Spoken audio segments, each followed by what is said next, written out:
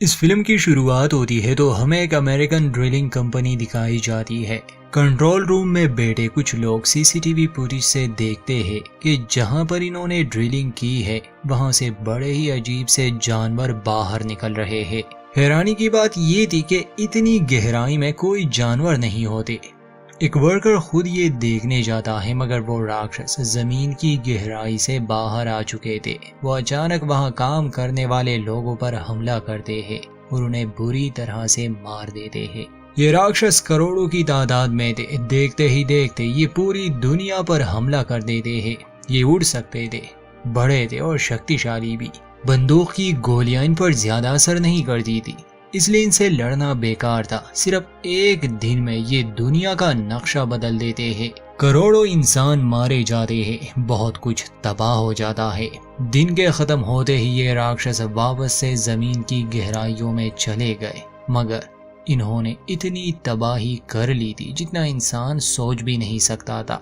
फिर इस हमले के बाद दुनिया भर के देश ये फैसला करते हैं कि अगर भविष्य में इस तरह का हमला होता है तो उन्हें इसके लिए तैयार रहना होगा। वो एक स्पेशल फोर्स बनाते हैं जिसका काम होगा दुनिया भर की गहरी जगहों पर नजर रखना, क्योंकि ये राक्षस नीचे से आते हैं। बल्कि ऐसे कामों को मुकम्मल तौर पर रोक दिया गया था जिसमें ड्रिलिंग होती हो। दुनिया के संसाधन काफी कम हो चुके थे, इसलिए लोगों को काफी मुश्किल पेश आ रही थी। कहानी 15 साल बाद की दिखाई जा रही है। 15 सालों में दुनिया पर उन राक्षसों का कोई हमला नहीं हुआ था, मगर फिर भी उन्हें डर रहता था। ये हमला तभी होता जब सूरज को ग्रहण लगता है, और इन दिनों भी ये होने वाला है, जिससे काफी लोग घबराए हुए थे। उन्हें डर था कि शायद दोबारा से हमला हो। धार्मिक लोग इन राक्षसों को शैतान कहते थे। उनका मानना था कि ये ईश्वर की तरफ से भेजे गए शैतानों की एक सेना है, क्योंकि इंसान अपने रास्ते से भटक चुका है, इसलिए उन्हें सजा देने के लिए जहन्नुम से ये भेजे जाते हैं। अब हमें कहानी का मेन कैरेक्टर डेविड दिखाया जाता है, जो एक कंपनी में काम करता था, मगर वो वहाँ खुश नहीं था क्योंकि उसकी कोई वैल्यू ही नहीं थी। खैर, वो वेंटिलेशन से एक मरे हुए जानवर को बाहर निकालता है और अपने बॉस से छुट्टी मांगने की रिक्वेस्ट करता है, जिस पर वो जवाब देता है कि इस बारे में फिर कभी बात करेंगे। डेविड निराश होकर वहाँ से चला गया। डेविड की पत्नी का नाम लॉरा है, मगर दोनों का डिवोर्स हो चुका है। लॉरा एक यूनिवर्सिटी प्रोफेसर है। उसी यूनिवर्सिटी में मेल्टन नाम का एक टीचर था जिसे लॉरा पसंद थी। उसे पता था कि अब वो सिंगल है, इसलिए वो उसे डेट पर ले जाना चाहता था। लॉरा ये सुनकर कहती है कि मेरे कुछ प्लान्स है। ये देखकर के मेल्टन को बुरा लगेगा, इसलिए वो उसके साथ डिनर पर जाने के लिए मान जाती है। इसके बाद हमें डेविड और लॉरा का बेटा टाइलर दिखाया जाता है। टाइलर वैसे तो अपने माँ के साथ रहता था, मगर कभी कभी डेविड भी उसे लेने आता। टाइलर की गर्लफ्रेंड थी मैडी और दोनों एक दूसरे को पसंद करते थे। हमें दिखाया जाता है कि मैडी उदास बेटी है। जब टाइलर उससे वजह पूछता है तो वो बताता है कि वो दिन फिर से आने वाला है और शायद इस बार भी वो दरिंदे हम पर हमला कर दे। मगर टाइलर उसे तसल्ली देकर कहता है कि पिछले 15 सालों में कई बार सूरज ग्रहण हुआ, मगर किसी ने भी हमला नहीं किया। ये भी ऐसे ही गुजर जाएगा। सीन शिफ्ट होता है मिलिट्री ऑफिसर गेरार्ड पर, जो अपने घर में था। उसे एक इमरजेंसी कॉल रिसीव होती है। असल में मिलिट्री अब उन जगहों पर पहरा देती जहां पर गहरे होल्स हुआ करते थे और उन्हें गेट्स कहा जाता। जब वो उस जगह आता है और वहां के इंजीनियर से पूछता है कि यहाँ क्या हुआ, तो वो बताता है कि हमें कुछ झटके महसूस हुए। ऐसा लग रहा है जैसे वो दरिंदे फिर से धरती पर हमला करने के लिए आ रहे हैं। आज से 15 साल पहले भी जब इंसानों पर हमला हुआ था, उस हमले में गेरार्ड बच गया था। वो कहता है कि मैं ये सब दोबारा नहीं झेल सकता, क्योंकि उसके सभी साथी उन दरिंदों के हाथों मारे गए थे। गेरार्ड किसी तरह बच गया था। गेरार्ड खुद वहाँ के मशीनों को चेक करने लगा कि शायद इनमें कोई खराबी हो। दूसरी तरफ डेविड जाता है अपनी एक्स वाइफ लॉरा के घर, क्योंकि इस वीकेंड टाइलर उसके साथ रहने वाला था। खैर, दोनों की थोड़ी बहस भी हो जाती है, मगर टाइलर को लिए डेविड अपने घर आ जाता है। रात को वो और टाइलर जब टीवी देख रहे थे तो डेविड को उसके अंकल कॉल करके बताते हैं कि शायद वो हमला फिर से होने वाला है। तुम अपने परिवार को लिए यहाँ आ जाओ। मैंने एक शेल्टर बनाया है और तुम लोग यहाँ सुरक्षित रहोगे। शेल्टर का मैप वो डेविड को मेल कर देता है, मगर डेविड को नहीं लगता था कि ऐसा फिर से होगा।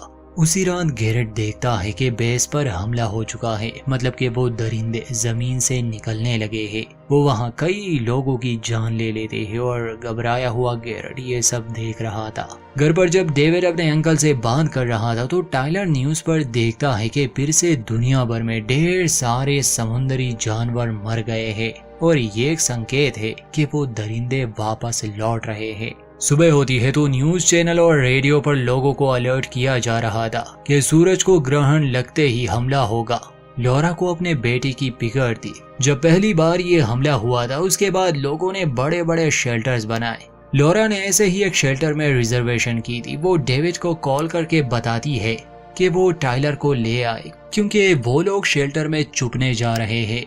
डेविड उसे समझाने की कोशिश करता है कि मेरे अंकल ने मुझे बुलाया है, शायद हमें वहां जाना चाहिए, मगर लॉरा उसकी बात नहीं सुनती। टाइलर जब देखता है कि हालात काबू से बाहर होने वाले हैं तो वो एक आखिरी बार अपनी गर्लफ्रेंड मैडी से मिलने जाता है।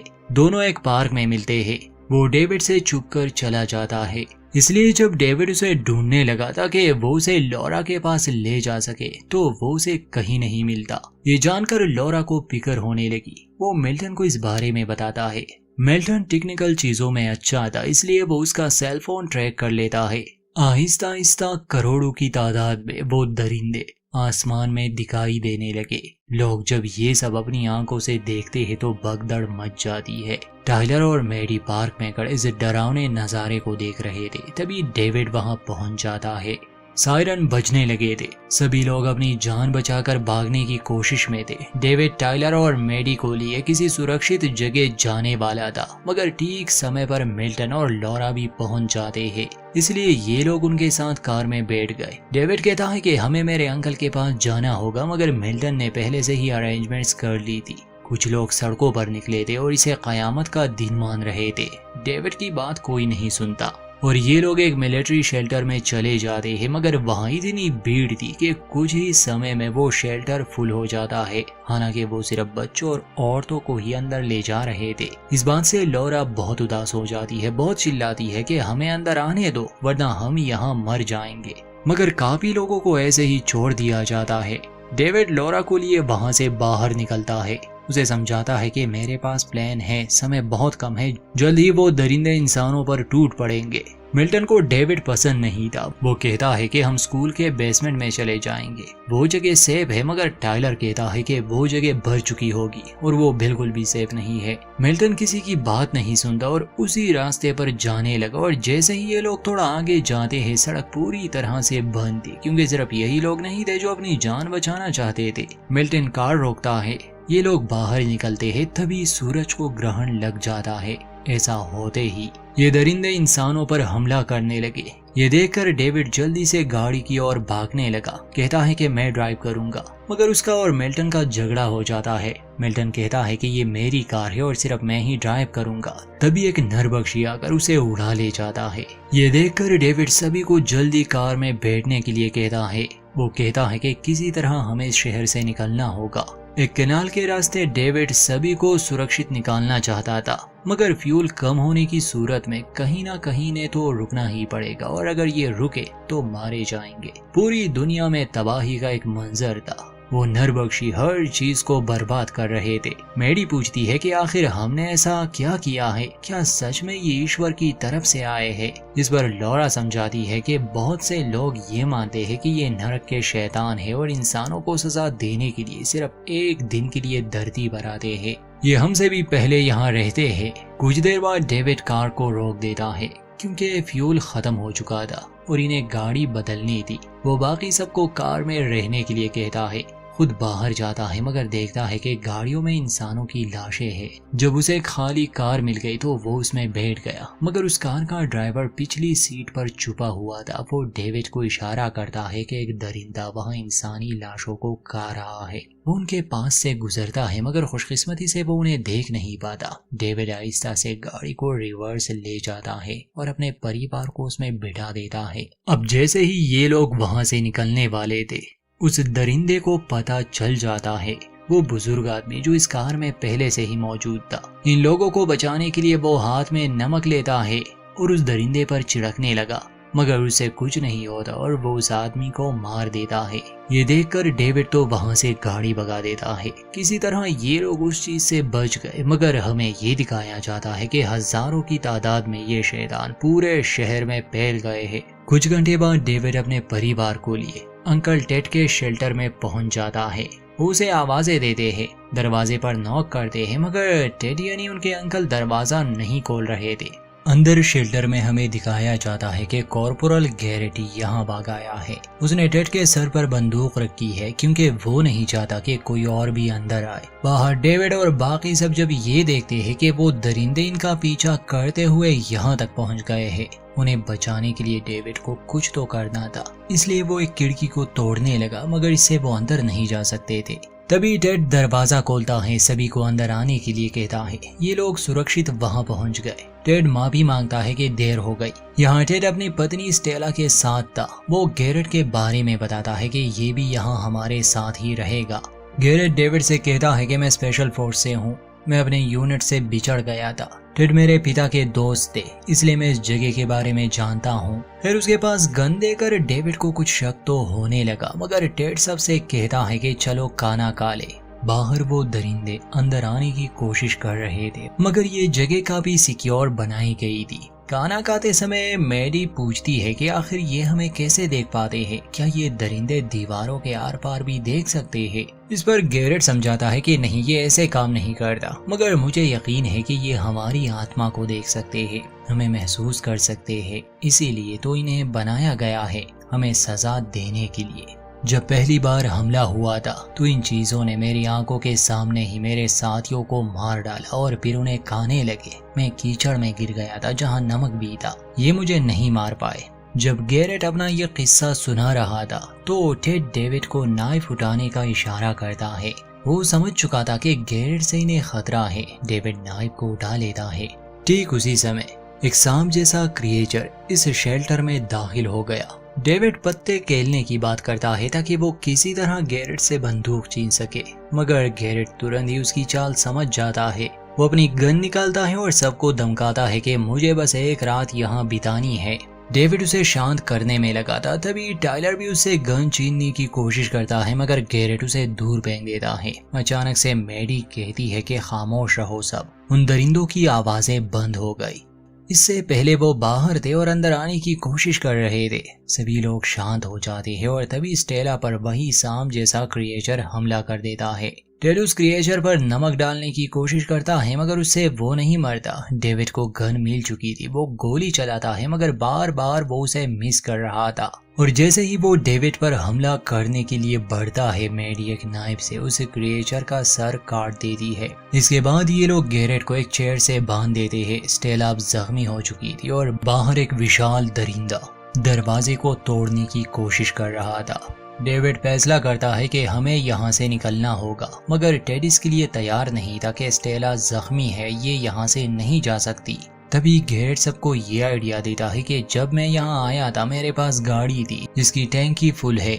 मैं तुम सबको एक सुरक्षित जगह ले जा सकता हूँ। हम उस जगह जाएंगे जहाँ से ये राक्षस आए थे, मतलब कि वो गेट, क्योंकि अब ये वहाँ पर नहीं है। वहाँ हमारे लिए सुरक्षित कमरे बनाए गए थे। डेविड पूछता है कि तुमने ये सब पहले क्यों नहीं बताया, तो गैरेट जवाब देता है कि किसी ने मुझे बोलने का मौका ही नहीं दिया। डेविड टेड से कहता है कि शायद वहाँ स्टेला का इलाज भी हो सके। ये लोग मान जाते हैं और शेल्टर के दूसरे रास्ते से निकल जाते हैं। रात का समय था। रास्ते में इन्हें एक मरा हुआ क्रिएचर भी मिलता है। मैडी उसके करीब जाती है तो एक टेंटिकल उसे पैर से पकड़कर खींचने लगा, मगर डेविड उसे बचा लेता है। हम देखते हैं कि गैरेट के हाथ पर भी जख्म का निशान है जो उसने बाकी सबसे छुपाया है। उसे जरूर किसी क्रिएचर ने काटा होगा। अगले दिन ये उसी गाड़ी तक पहुंच जाते हैं, मगर स्टेला बदल रही थी। वो उन राक्षसों जैसे बन रही थी। वो उनसे गन छीन लेती है और खुद को मारने की कोशिश करती है, मगर टेड उसे रोकता है, जिस पर स्टेला टेड की ओर गन तान लेती है। इतने में पहाड़ों से सैकड़ों की तादाद में दरिंदे इस ओर भागने लगे। गैरेट कार को स्टार्ट करता है।